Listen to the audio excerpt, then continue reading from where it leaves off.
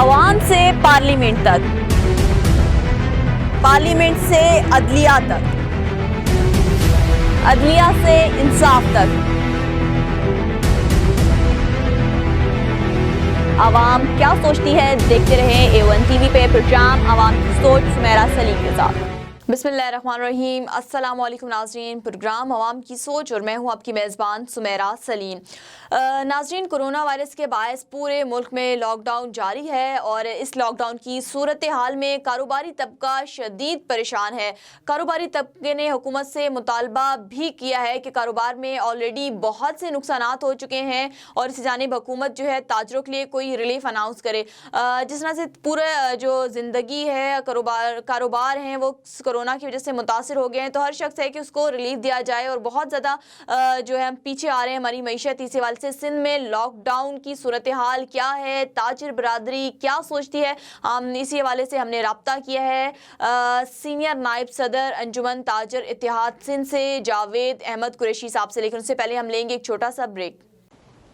سنتے تھے کہ جی united we stand and divided we fall, قدرت نے اس کو الٹا کر دیا کہ divided we stand and united we fall, ہمیں ایک دوسرے سے فاصلہ رکھیں گے تو پھر ہم سروائیو کرنا ہمارے لیے آسان ہوگا۔ اور پھر لوگ کہتے ہیں کہ اس کی ویکسین موجود نہیں ہے۔ میں کہتا ہوں ہر گھر میں اس کی ویکسین موجود ہے، اور اس کی ویکسین احتیاط ہے۔ احتیاط ہی سب سے بڑی ویکسین ہے، وہی کر لے نا تو پھر ہمیں کسی اور ویکسین کی ضرورت نہیں پڑے گی۔ میں ایک اور ریکویسٹ کروں گا کہ آپ لوگ ہمارے لیے خصوصی دعا کیجیے گا کہ ہم ریڈ کرسنٹ کے پلیٹ فارم سے 150 بستروں کا کرونا اسپیسیفک ہاسپٹل راولپنڈی میں بنانے جا رہے ہیں، اس میں 10 وینٹیلیٹرز بھی ہوں گے۔ دعا کیجیے گا کہ اللہ ہمیں اس مقصد میں کامیابی عطا فرمائے۔ آپ کا بہت بہت شکریہ۔ پاکستان زندہ باد، ہمارا پورا پلانٹ زندہ باد۔ ویلکم بیک ناظرین، پروگرام کا آغاز کرتے ہیں۔ ہمارے ساتھ پروگرام میں موجود ہیں سینئر نائب صدر انجمن تاجر اتحاد سندھ سے جاوید احمد قریشی صاحب۔ جاوید صاحب، پورے ملک کی طرح سندھ میں بھی لاک ڈاؤن کا جو سلسلہ ہے وہ ابھی بھی جاری ہے۔ اب تاجر برادری جو ہے سندھ کے سینئر نائب صدر ہیں، آپ کی سندھ حکومت سے بات چیت ہوئی ہے کہ تاجر برادری کا لاک ڈاؤن میں جو نقصان ہو رہا ہے ان کو کیسے ریلیف ملے گا اس نقصان سے؟ بسم اللہ الرحمن الرحیم۔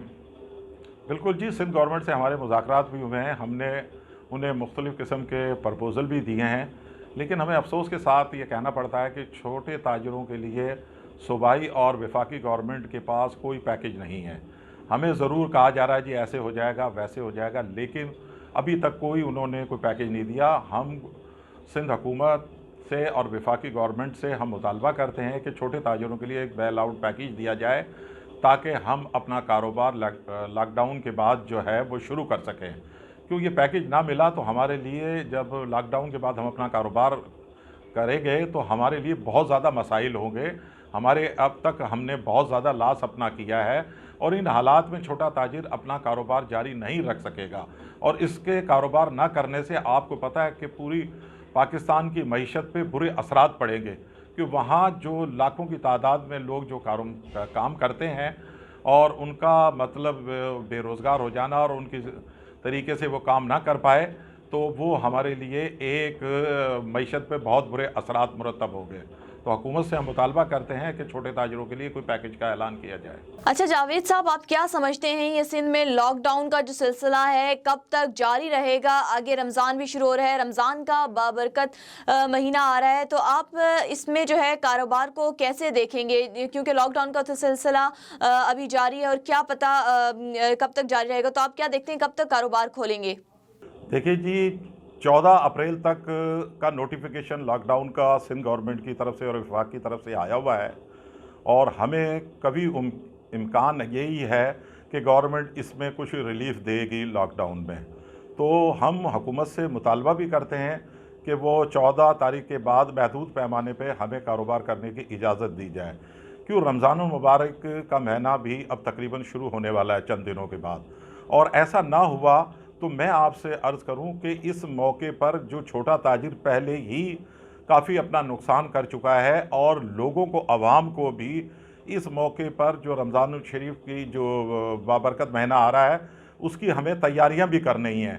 ایسا نہ ہو کہ یہ اس موقع پر حکومت مزید जो कुछ सख्ती करे, और हम हुकूमत से ये दरख्वास्त करते हैं बिल्कुल आप एक SOP बनाएं कारोबार खोलने के लिए, और उसके अंदर सोशल डिस्टेंस हमारा होना चाहिए, और उसके अंदर हमें हिफाजती मास्क, सैनिटाइज़र हम अपनी शॉप पर रख कर और वहाँ हम अपना कारोबार जारी रख सकें, ताकि लोग रमज़ान मुबारक की भी अपने तैयारी कर सकें।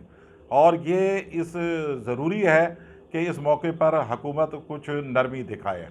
जावेद साहब, इसमें कोई शक नहीं कि इस कोरोना जैसे वबा से बचने के लिए लॉकडाउन ज़रूरी है। कि आप लोगों के पास जो मजदूर काम करते हैं, लॉकडाउन में इन मजदूरों की तनख्वाह दी जा रही है?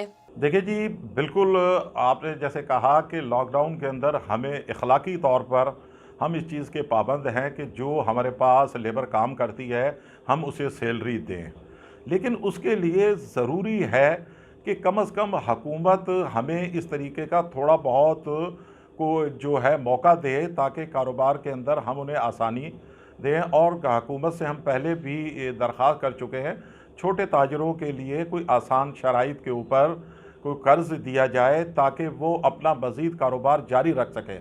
लॉकडाउन ख़त्म होने के बाद यूँ ही अब हम अपने कारोबार करने के लिए आएंगे तो हमारे ऊपर पहले ही बहुत ज़्यादा बोझ होगा। मुलाजमीन की तनख्वाह, यूटिलिटी बिल और दूसरे कंपनियों के जो ड्यूज़ हैं वो भी हमें देने हैं। इसलिए हुकूमत को इसको संजीदगी से लेना पड़ेगा, ताकि ये ना हो कि वहाँ के जो मज़दूर जो दुकानों पे काम करते हैं वो बेरोज़गार हो गए तो हमारे मुल्क में एक बहुत बड़ा अलमिया आ जाएगा। और इसके लिए हमें ज़रूरी है, हमने पूरी कोशिश की है कि अपने यहाँ जो भी मज़दूर जो काम करते हैं, खा वो मंथली बेसिस पे हैं या डेली बेसिस पे, हम उन्हें ज़रूर इंशाल्लाह सैलरी दे भी रहे हैं और हमारा देने का इरादा भी है। जी नाज़रीन, लॉकडाउन का जो सिलसिला है वो अभी भी जारी है और कोरोना वायरस के जिस तरह से मज़ीद केसेस आते जा रहे तो हो सकता है कि शायद कंटिन्यू भी किया जा सके।